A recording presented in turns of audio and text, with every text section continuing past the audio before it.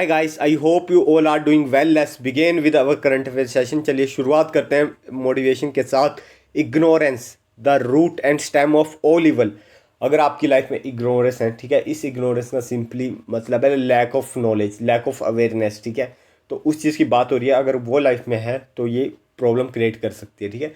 तो इसीलिए आप अपनी नॉलेज बढ़ाइए, अपने स्किल्स सेट बढ़ाइए और नॉलेज एक्वायर करिए यार। नॉलेज से कभी आपको हार्म नहीं होगा लाइफ में, अगर आपको नॉलेज, लेकिन नॉलेज सही होनी चाहिए, ठीक है, वो भी ध्यान रखिएगा।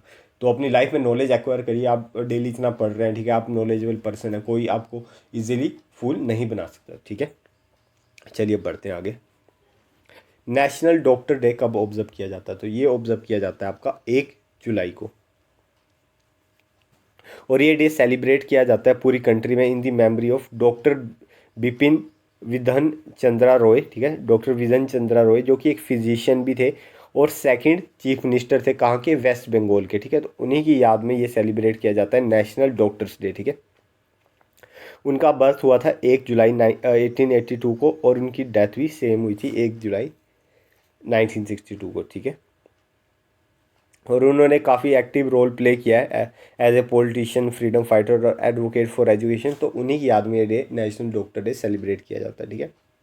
And this day is dedicated to honoring the contribution and dedication of doctor toward the well-being and healthcare of society।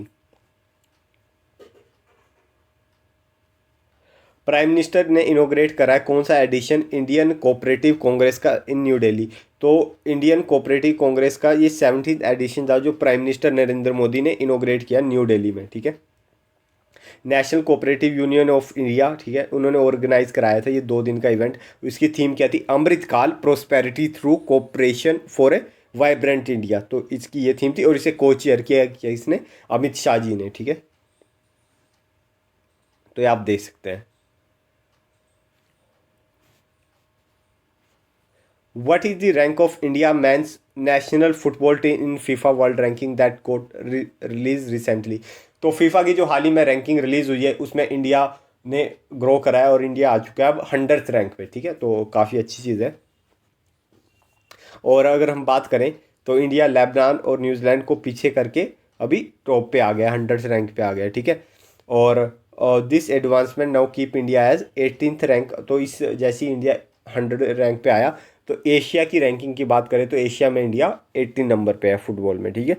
और आपको बता दूं कि टॉप पे कौन है, तो टॉप पे है आपकी अर्जेंटीना जिन्होंने फीफा वर्ल्ड कप 2022 जीता है, ठीक है। तो ये भी आप ध्यान रखिएगा, फीफा वर्ल्ड कप 2022 अर्जेंटीना ने फ्रांस को हरा के जीता है। तो पहले पे अर्जेंटीना है और सेकंड पे फ्रांस है और 100 नंबर पे इंडिया है, ठीक है। और वो दिन भी ज़रूर आएगा जब इंडिया भी टॉप 1-2 की लिस्ट में आएगा, ठीक है।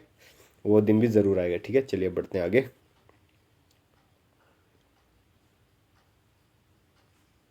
आपको बताना है कि कौन सी टीम ने एशियन कबड्डी चैंपियनशिप जीती है जो हुई थी बुशन साउथ कोरिया में? तो ये भी कौन जीतेगा? ये भी जीती है इंडिया ने ही, ठीक है। तो इंडिया हर जगह छा रहा है, ठीक है। तो एशियन कबड्डी चैंपियनशिप इंडिया ने जीती है, ठीक है। और इंडिया ने ईरान को हरा के ये टाइटल अपने नाम जीत लिया, ठीक है। This is India's 8th title in 9 edition. आप देख सकते हैं कि कबड्डी में इंडिया का कोई मुकाबला ही नहीं है, तो हमारे प्लेयर बहुत ही एक्स्ट्रा ऑर्डिनरी है, ठीक है। 9 एडिशन हो चुके हैं अभी तक, ठीक है, एशियन कबड्डी चैंपियनशिप में 9 एडिशन में से 8 बार इंडिया जीता है, ठीक है।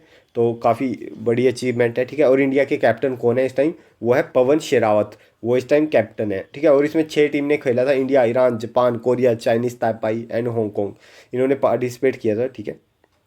ये चाइनीज ताइपाई मतलब हम चाइना की बात कर रहे हैं, ठीक है।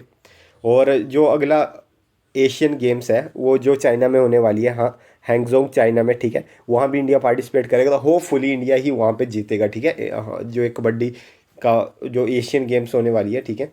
तो ये सिर्फ एक चैंपियनशिप थी, लेकिन जो मेन एशियन गेम है वो सितंबर में होने वाली है चाइना में, ठीक है। तो वहाँ पे इंडिया ज़रूर गोल्ड मेडल लाएगा। चलिए बढ़ते हैं आगे।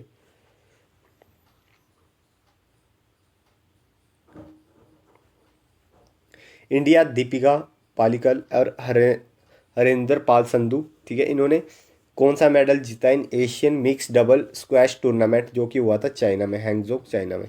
तो इन्होंने जीता है गोल्ड मेडल, ठीक है।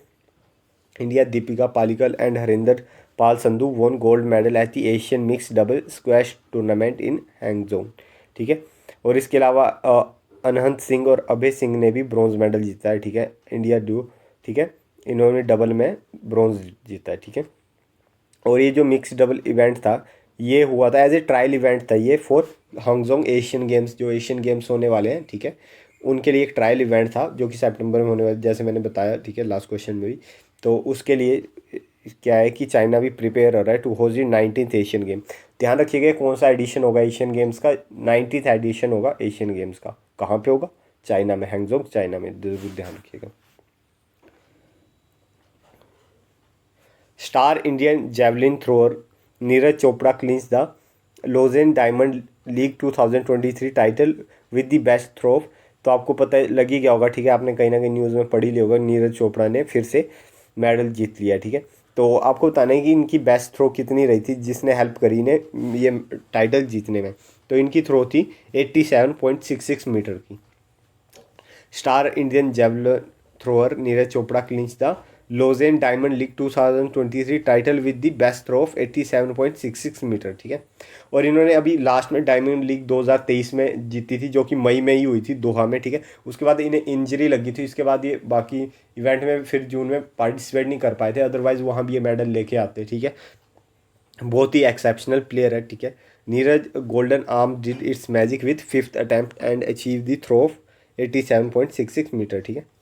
और जर्मनी के जूलियन वेबर है, ठीक है, वो सेकंड प्लेस पे रहे। थर्ड प्लेस पे रहे चेक रिपब्लिक के जैकोव, ठीक है।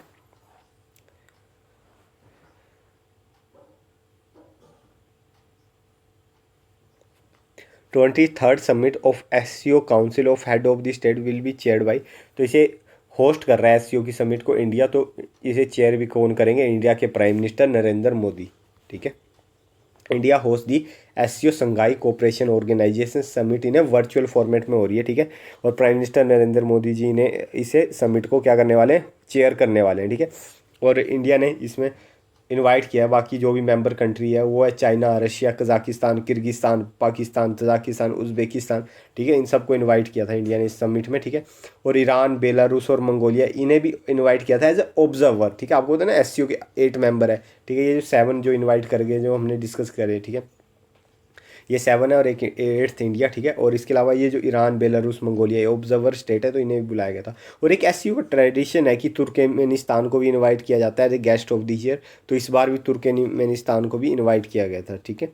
और इंडिया एज जो ये इंडिया ने जो एससीओ की चेयर मिली थी, ये मिली थी समरकंद समिट जो हुई थी 16 सितंबर लास्ट ईयर, उस टाइम इंडिया को चेयरमैनशिप मिल गई थी एससीओ की, ठीक है। तो ये 1 साल के लिए शायद फिर से ये रोटेट हो जाएगी, ठीक है। आपको बताना है कि किसे अपॉइंट किया गया है सीबीआई के स्पेशल डायरेक्टर। तो सीबीआई के स्पेशल डायरेक्टर अपॉइंट किया गया है अजय भटनागर को। Ajay Bhatnagar has been appointed as special director in the CBI, ठीक है। भटनागर हैं 1989 के बैच 1989 बैच के आईपीएस ऑफिसर, ठीक है, और झारखंड केडर से हैं। इनके अलावा अनुराग हैं, ठीक है, उन्हें भी अपॉइंट किया गया एडिशनल डायरेक्टर इन सीबीआई। अनुराग भी 1994 बैच के आईपीएस ऑफिसर है, कहाँ से? त्रिपुरा केडर से, ठीक है। और इसके अलावा मनोज, इन्हें भी अपॉइंट किया गया as a additional director in CBI. तो ये ध्यान रखिएगा, स्पेशल डायरेक्टर है अजय भटनागर, ठीक है। उसके अलावा अनुराग और मनोज है एडिशनल डायरेक्टर इन सीबीआई।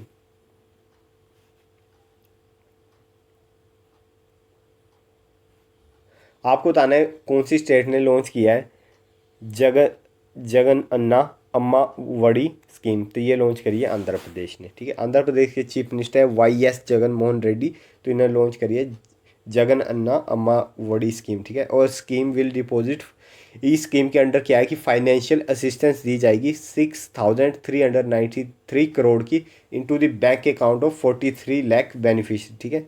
और अम्मा वड़ी scheme will be distributed in all the manual benefiting more than 83 lakh student studying in class 1 to 12 across the state, ठीक है। क्वेश्चन नंबर 10, आपको बताना है कि किसने एज्यूम करी है appointment of director general of military operation. तो डीजी बन चुके हैं मिलिट्री ऑपरेशन के प्रतीक शर्मा, ठीक है। लेफ्टिनेंट जनरल प्रतीक शर्मा, ठीक है, assume the appointment of director general of military operation, ठीक है। इससे पहले ये कमांडिंग ऑफिसर थे खारगा कोप्स के, पर अभी बन चुके हैं मिलिट्री ऑपरेशंस के, ठीक है। ये आप देख सकते हैं फोटो में, ठीक है। चलिए बढ़ते हैं आगे। So I hope guys you like this lecture. अगर पसंद आया तो यार लाइक कर दो, ठीक है, और शेयर तो आप कर ही दिया करो, ठीक है, और कमेंट तो ज़रूर कर ही दो, ठीक है। मिलते हैं अपने नेक्स्ट करंट अफेयर सेशन में, तब तक टेक केयर।